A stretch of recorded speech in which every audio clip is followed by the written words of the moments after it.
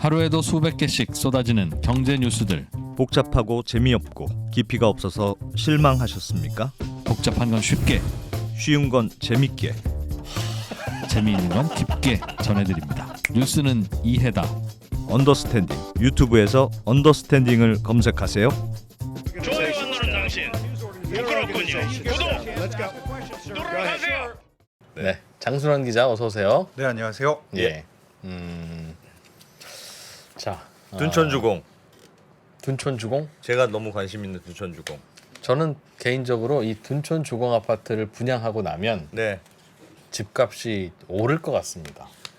이걸 기다렸던 이거 사람들이 기다리다가 집 안 사시고 그런 분들 꽤 있을 것 같거든요. 그렇죠.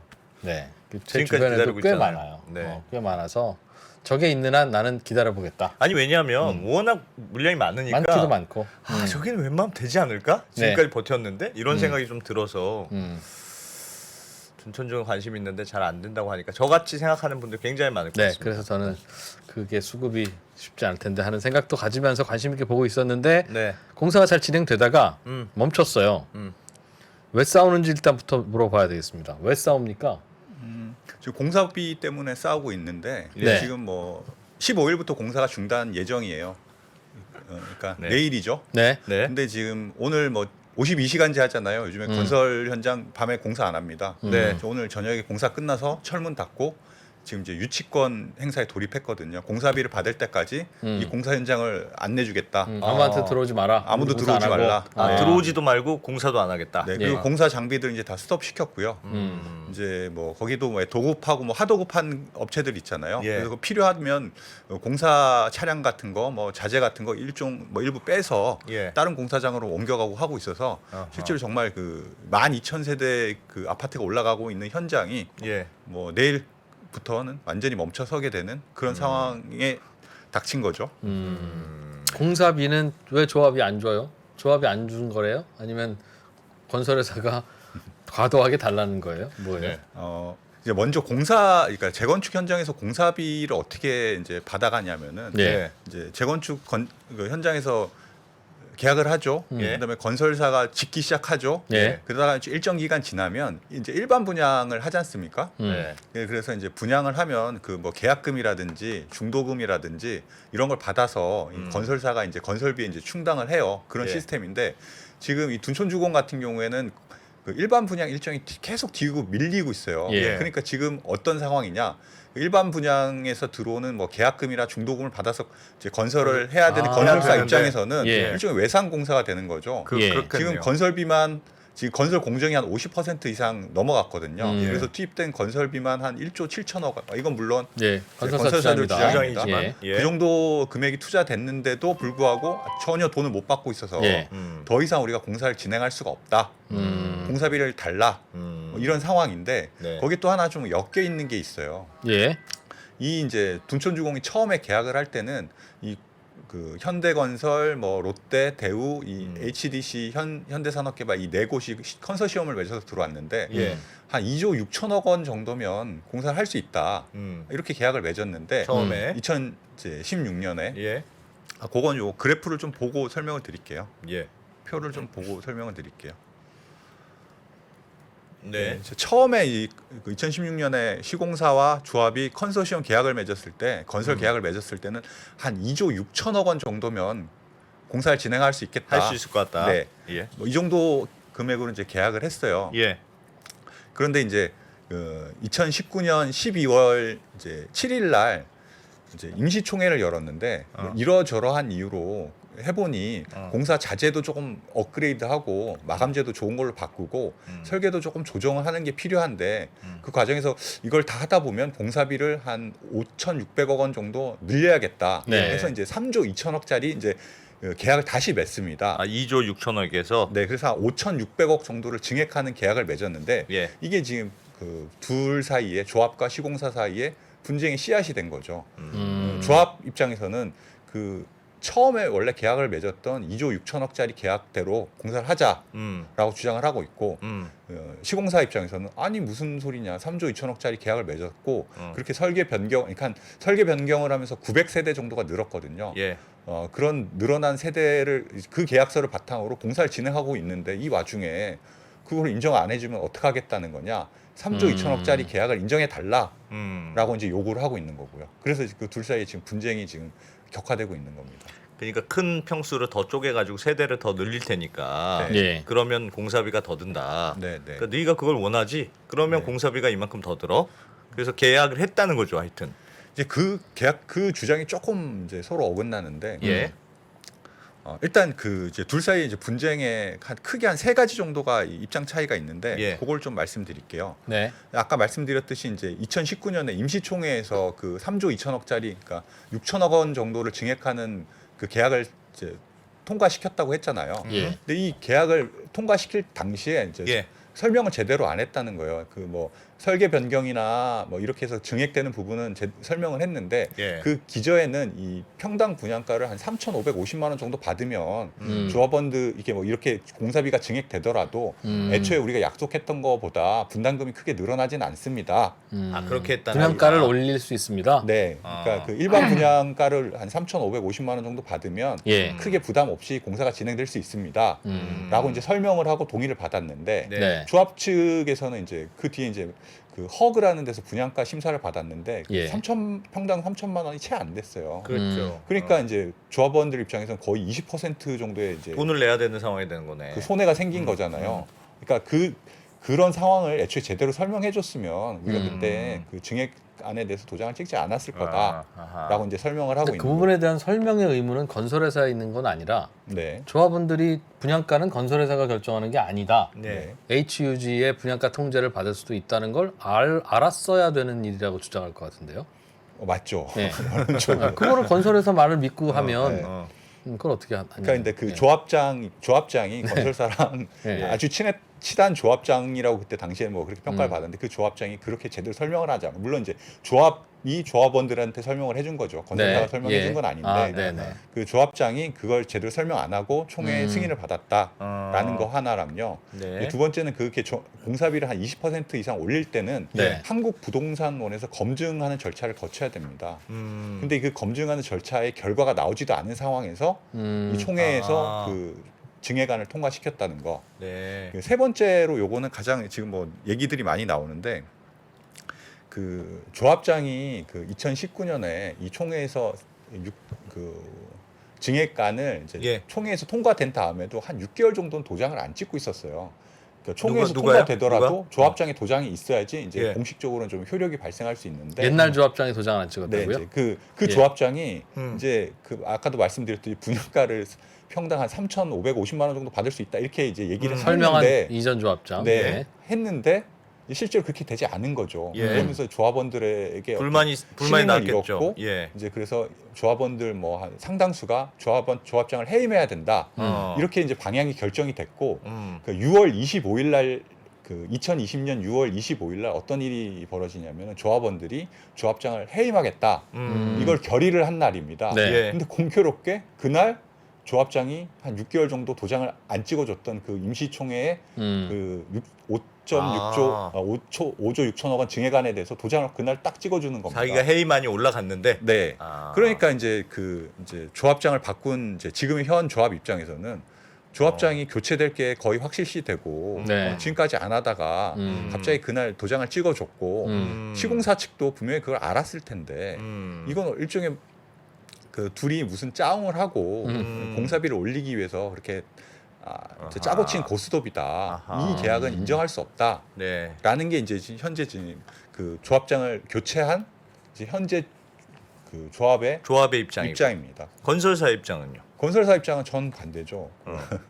어쨌든 도장 찍은 거 아니냐? 근데 그 아까 말씀드린 그 공사비 증액 검증 같은 경우에는 증액 검증을 하지만 그게 이제 법적인 의무사항은 아니다.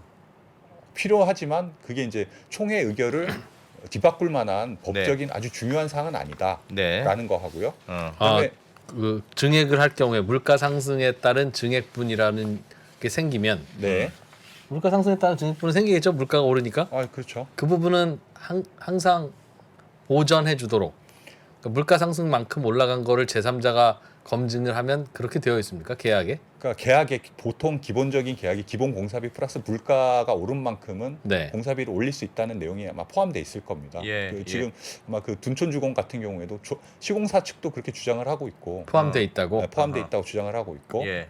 조합 쪽에서는 포함 안 됐다고 반론을 하지는 않는다는 뭐 그런 건 거죠? 아닌 상황이고 그러니까 일반적인 포함되어 그런 있겠네요. 조항은 들어가 있다는. 그리고 뭐 부분을 조합 봐야 그 되겠네요. 건설사에서 이제 주장하는 바는 5조 5,600억 을 늘렸을 때 네. 그중에 한 3,500억 원 정도는 물가가 올랐기 때문에 자연스럽게 늘어난 공사비다라고 주장을 하고 있어요. 늘어난 공사비가 총 얼마라고 하셨죠? 5,600억. 5,600억 중에 3,000. 3천억 원. 한 500억 정도는 그렇게 해서 물가 상승분 때문에 자연스럽게 이건 이견 없이 올려야 되는 것이다. 네, 네. 네. 그런 식의 주장을 펴고 있습니다. 나머지 그럼 한 2천억이 문제네요. 그러면. 그 1,000억 정도는 여기 원래 애초 계약에는 상가 건설비가 포함이 안 됐다고 해요. 예. 그 1,000억 원 정도가 새로 포함이 됐고 어. 나머지는 이제 설계 변경하는 과정에서 들어가는 비용하고 어. 그 마감재에 대한 불만들이 좀 있었나 봐요.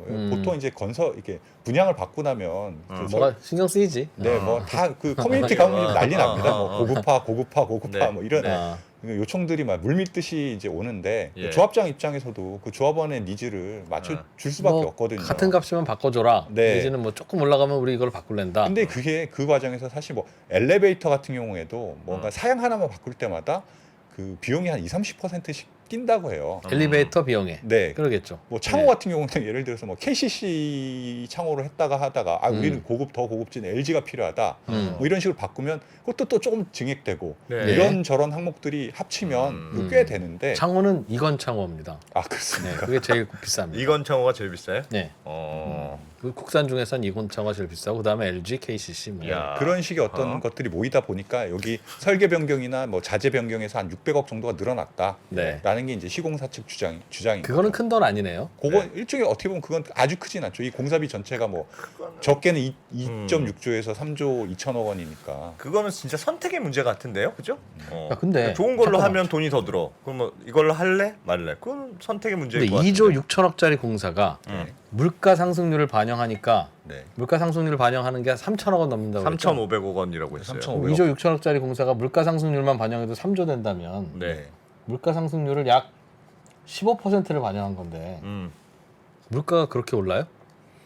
그렇게 되나 15%. 2조 6천억 원에 15%가 3,500억이에요. 16년에 계약을 했고 19년에 계약했으니까 뭐 시간적으로는 한 3~4년 정도가 지난. 그런가? 그러니까 그렇게 큰 폭이라면 네.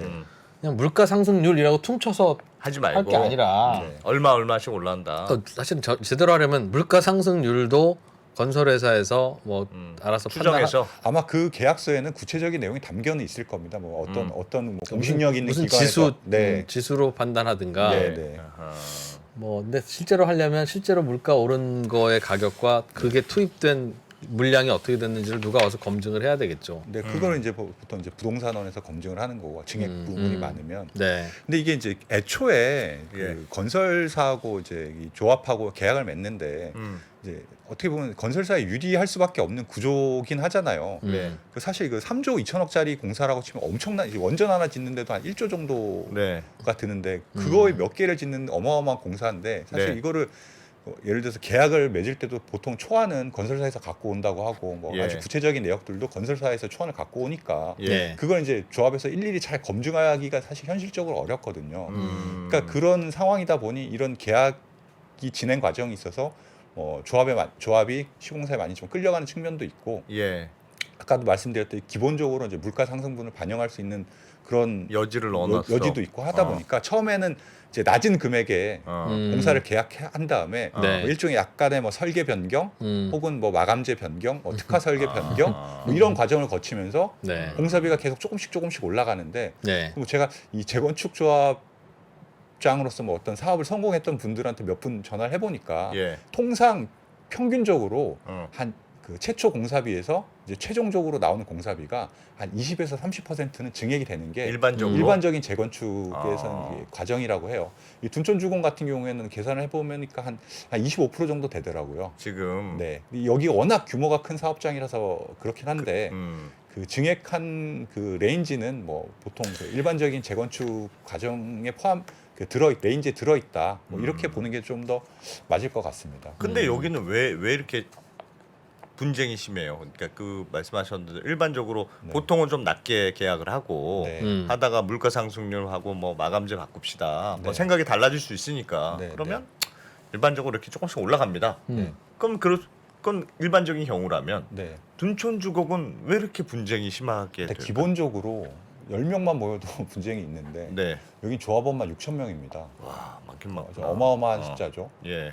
시비 걸 수 있는 사람이 사람들이 너무 많구나. 너무 산재해 있다. 네. 기본적인 환경이 그렇고 예. 두 번째는 왜 아까 그 분양가하고 예. 일반 분양 일정 때문에 그 전임 조합장 일정이 날라갔잖아요. 예. 그래서 지금 새 집행부가 작년 5월에 이제 선임이 됐습니다. 네. 그 새로운 집행부 입장에서는 전 집행부 일종의 무능하고 공사비를 이렇게 부풀렸다는 그런 명목으로 이제 일종의 몰아냈는데 네. 본인들도 뭔가 성과를 보여야 되잖아요. 일단 공사비 문제 때문에 몰아낸 거니까. 네. 아. 뭐 공사비 문제라든지 일반 분양 가격이라든지 이런 문제 때문에 몰아냈는데 이런 상황에서 본인들이 이제 성과를 내야 되는데 그러려면 지금 건설사에서 요구하는 3조 2천억짜리 계약서를 일단 인정하고 거기서부터 협의를 해보자. 예. 라는 건 사실 지금 현재 조합 집행부 입장에서는 네. 받아들이기가 그러니까 쉽지는 않은 상황인 거죠. 그래요. 그럼 어떻게 해요? 도장은 하여튼 그럼 그 도장 찍은 게 유효하냐 무효하냐?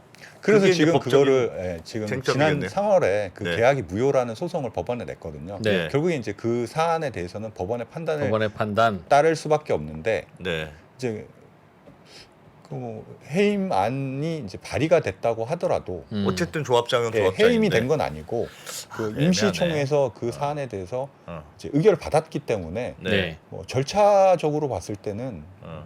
크게 이제 시비 걸 수 있는 게 없을 것 같기도 해요. 그 절차는 그렇겠죠. 상식적으로는 근데 상식 차원에서는 이게 말이 되냐? 네, 말이 그렇는데 되느냐. 그렇지. 뭐, 네. 그렇지. 뭐 건설에서도 얼른 괜히 시끄러울 것 같으니까 그 전에 도장 받고 싶을 거고. 음. 네, 근데 다만 전임 조합장님이 네, 그냥 통과된 그날 도장 찍어줬다면 네, 뭐 어떡하냐 찍어야지라고 했을 텐데 네, 본인도 끝까지 도장을 안 찍어주고 있다가 네.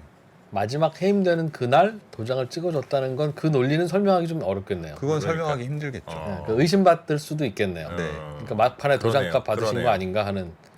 뭐 대부분 지금 그렇게 생각하고 네. 있으신 거죠. 공교롭게도 6월 25일 날 자신의 해임안이 안이 올라왔을 발의된 때 날 도장 찍었으니까. 네, 그 저기 뭐 조합 측 주장으로는 도장만 싹 갖고 가서 뭐 그쪽 그 시공사 사무실에서 도장을 네. 찍어줬다. 네, 뭐 그렇게 주장을 하고 있습니다. 저희 채팅창에 진짜 제 니콜 키크드만님이 조합의 2%가 6천 명이라고 생각해봐. 그래. 6천 명이 모였는데 그게 다 2% 같은 놈들이 죄송합니다. 뭐 그분들이 놈이랄 건 아니지만 저 같은 분들이 모여 있다고 생각해봐라. 얼마나 시끌시끌하겠냐. 시끌시끌하겠네요. 한 마디씩 다 하고. 아니 그러면 예를 들면 항상 일반적으로 이런 큰 대형 공사할 때 증액 문제가 있어요. 네. 그러면 이게 항상 이견이 있을 수밖에 없는 문제인데 네. 공사비가 증액되니까 네. 그럼 이게 많이 증액된 거냐 적게 증액된 네, 거냐 네. 싸울 네. 텐데 네. 하다가 이렇게 빠그러진 사례가 많습니까? 이제 그 좀 있죠. 그 공사비 있어요? 그뭐 최근은 아니고 2019년인가에 예. 그 신반포 15차 조합이 이제 공사비 때문에 갈등을 빚다가 네. 그 당시 시공사가 대우건설이었는데 네. 대우건설을 바꿔버렸어요. 그 저기 조합이 네, 조합이 삼성물산으로. 바꿔버렸어요. 예. 뭐 그런 경우도 있고 뭐 그런 비슷한 경우들이 꽤 있어요. 꽤 예. 있긴 한데 어. 이제 이게 둔촌주공 같은 경우 좀 특수한 경우가 보통 이렇게 건설사를 바꾸는 건 아주 사업 초기 단계는 가능해요. 한게 없으니까. 네, 한 게 없으니까 어. 그냥 바꿔버리면 사실은 크게 뭐 일종의 매몰 비용이 들어갈 게 없는데 예. 이 둔촌주공 같은 경우에는 공사가 지금 뭐 13층? 그러니까 한 공정률을 따지면 50%가 넘는 상황이거든요. 예. 이거를 시공사를 바꾼다 하면 이 기존에 건설했던 것들을 이제 누군가 인수인계해야 되는데 투입된 공사비가 뭐 건설사 주장으로는 1조 7천억 원에 금융 비용이 한 1,500억 원 정도 되거든요. 네. 그걸 이제 갚기도 이제 넘겨주기도 해야 되고 예. 엔드 거기 이제 나중에 뭐 하자라든지 어. 뭔가 그런 게 있으면 그 누구 책임인지도 모호하고 어. 사실 이 규모가 어마어마하기 때문에 우리나라에서 사실 내노라고 하는 뭐 현대건설, 다 대우, 다 롯데 다 들어갔는데. 들어가서 어. 간 게 엎어졌는데 그걸 이제 그걸 누가 누가 받아줄 하냐. 수 있겠느냐 하는 현실적인 문제가 있죠. 그런 상황이라면 건설사 입장에서도 좀 이게 배째로 죄송합니다. 배째라는 아니지만 어쨌든 네. 그래 난 올려줘라. 안 그러면 나 안 한다. 이렇게 할 수 있는 약간 그런 상황이네요. 건설사가 아무래도 유리하죠. 왜냐하면 조합은 이제 그러니까 그걸 바꾸기도 현실적으로 쉽지도 않고 예, 지금 조합은 돈이 없잖아요. 예. 건설사는 돈이 많고 기본적으로 이제 상대가 되기 어려운 게임이긴 하죠. 그래도 돈은 조합이 줘야 되는 건데 조합이 갑인데. 근데 지금 구조로 보면 네. 좀 공사비가 부풀려질 여지도 있네. 중간에 공사비를 바꾼다는 거는 예. 조합 입장에서는 대안이 없잖아요. 대안이 없죠. 6천억 올랐다면 6천억 올랐다고 아는 거고 걔네- 7천억이라면 7천억인지 아는 그렇지, 거지. 그렇지. 지금 50%나 올랐는데. 그래서 중간에 이 계약금을 바꾸는 건 이상한 일이에요, 사실은. 중간에. 중간에. 그 왜 그래요? 그러니까 왜 그래요? 왜 그러니까, 그렇게? 그러니까 중간에 설계 변경하면 그냥 손해 볼 각오 하고 설계 변경하는 거예요. 처음부터 설계를 그렇게 하고 자재를 결정해놔야 이 자재를 제일 싸게 할 수 있는 사람 손들어 해가지고 입찰을 하지. 예. 이제는 얘밖에 해줄 사람이 없는데 나 이것 좀 꼭 해주라 그러면 해주긴 해줄게. 근데 좀 비싸다. 그러면 그렇지. 그거 어디다 하겠어요. 그렇지. 그러니 중간에 그러면 손해 볼 생각을 하는 건데 뭐 그럼에도 불구하고 하는 경우도 있죠. 근데 여기 같은 경우도 뭐 그런저런 걸 많이 고민을 했을 건데 아마 예. 건설사에서 아마 그런 걸 했던 것 같아요. 이제 세대 수가 900세대 정도 늘어난다고 했잖아요. 네. 말씀드렸잖아요. 설계 변경을 통해서 그걸로 이제 일반 분양가 아까 3,550만 원 평당 예. 하면 그 설계 변경 안 했을 때보다 부담도 없고 뭐 이제 그 조합원들한테 가는 베너핏이 더 커진다. 네. 그리고 마감재도 업그레이드가 된다라는 것들로 뭐 이제 설득을 하지 않았을까 싶긴 해요. 근데 보통 그런 식으로 설계 변경을 해서 공사비가 계속 올라가는 게 우리나라 이제 재건축 사업장의 아주 전형적인 모습이기도 합니다, 사실은. 근데 과거에는 그런 거 그냥 대충 넘어갔는데 왜 이번에는 그렇게 문제가 될까요? 그럼 반대로 말하자면 이번 반대로? 조합원들이 좀 까탈스러우신가? 2%가 6.0이어서 근데 아까 말씀드렸듯이 분양가 상한제 그런 문제가 있나? 아까 말씀드렸듯이 이제 기본적으로 조합이 약간 그런 지금 상황이기도 하고 좀 그러니까 한번 갈고 네, 갈려서 바꾸고, 약간 그 건설사와 각을 세울 수밖에 없는 상황이기도 하고 예. 또 어떤 게 있을까요? 아니 분양가가 생각보다 낮아졌다는 게 어떻게 보면 문제의 출발점 아니에요? 그러니까 자기가 기대했던 이 정도 받을 수 있을 거라고 생각하고 모든 프로젝트가 진행됐는데 네. 생각보다 분양가가 낮게 나오니까 네. 다 꼬여버린 거 아닙니까? 그렇죠. 그때 2020년에 그 분양가 이제 허그의 분양가 심사를 받았을 때 네. 조합은 뭐 한 3,550만 원을 이제 제시를 했지만 보통 그렇게 되면 한 3,200~300만 원에서 이제 타협을 하는 경우가 많았는데 예. 당시 이제 허그가 제시한 건 평당 2,910만 원대였거든요. 예. 그러다 분양가가? 보니까 그러다 보니까 이제 조합 입장에서 그걸 도저히 받아들일 수가 없게 되고 그러니까 분양가를 받아들일 수 없으면 허그한테 싸워야 돼. 허그한테 뭐라고 하든가 받아들이든가인데 네. 왜 옆에 있는 건설회사한테 왜 안 돼, 그럼 너도 좀 수정해. 이제 그 건설회사 어렵네. 입장에서 그런 어떤 것, 그러니까 조합 입장에서는 조합원 일반 분양가를 최대한 높이 받으려고 그렇게 이제 액션을 취하다 보니까 예. 일반 분양이 뒤로 밀렸잖아요. 네. 일반 분양이 뒤로 밀리면 건설사들은 계속 돈을 자기 돈을 태워야 되는데 예. 그게 이제 비용이 너무 커진 거죠 지금은. 그래서 이게 뭐 누구 잘잘못 법적은 따지면 있겠지만 건설업계에 이런 얘기 있어요. 네. 그 하자 보수 소송하는 거 있죠. 네. 아파트 짓고 나서 예. 이건 하자야라고 예. 해서 보수하라고 하고 소송하고 하는 거 전문 변호사도 있는데 네.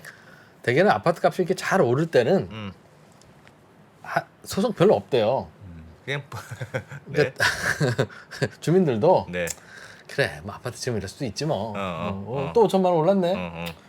그래 넘어가는데 이게 아파트 값이 이렇게 디클라인 되는 시기에는 뭐 하나하나도 다 그렇게 문제가 되고. 소송하고 뭐 그런 게 물론 이제 소송할 권리가 있으니까 소송하는 거고 그거는 뭐 하는 게 맞지만 네. 그게 이제 분위기에 따라서 사람이라 대충 넘어갑시다 하면 넘어가는 거고 주변에서 자꾸 이제 압박하면 뭐라도 하나씩 서로 시비가 걸려야 되는 거 공사 뭐 그런 거 있죠.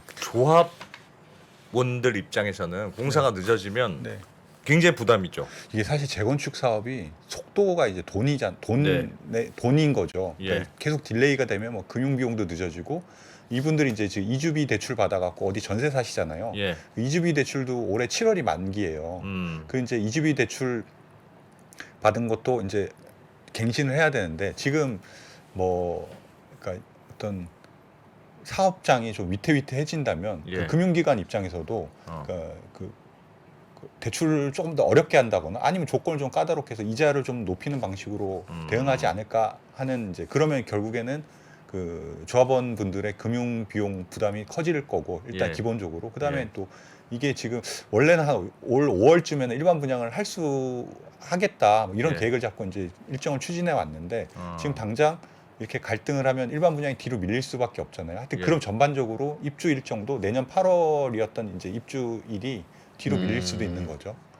그리고 방금 말씀드렸듯이 이제 이 둔촌주공 분양을 기다리는 이제 일반 수만 명이야, 수만 명. 뭐 적게는 아, 5만 그렇죠. 명부터 뭐 50만 명 설도 있더라고요. 아, 그럼요. 아니, 50만 명? 웬만한 무주택 있는 분들은 다 네. 청약통장 있는 분들 중에 점수점 높으면 네. 다들 노리고 있어요. 네, 그분들이 지금 계속 기다리는 게 일반 분양인데 그 일정이 지금 언제까지 딜레이가 될지 현재로서는 지금은 가늠하기가 좀 어려운 상황이 그런 돼버린 문제다. 거죠. 네. 근데 이제 조합원들 얘기 중에는 이런 것도 있더군요. 물가 상승이 돼서 이렇게 올라간 거라면 네. 물가 상승 때문에 올라간 거라는 게 맞는지 서로 검증하고 해야 되는데 그 검증하는 과정이 없이 네. 그냥 옛날 조합장 도장 하나만 있는 거 아니냐. 네. 그거는 받아들일 수 없다. 네. 도장이 모든 걸 해결한다면 법정 소송이라는 게 왜 있겠냐.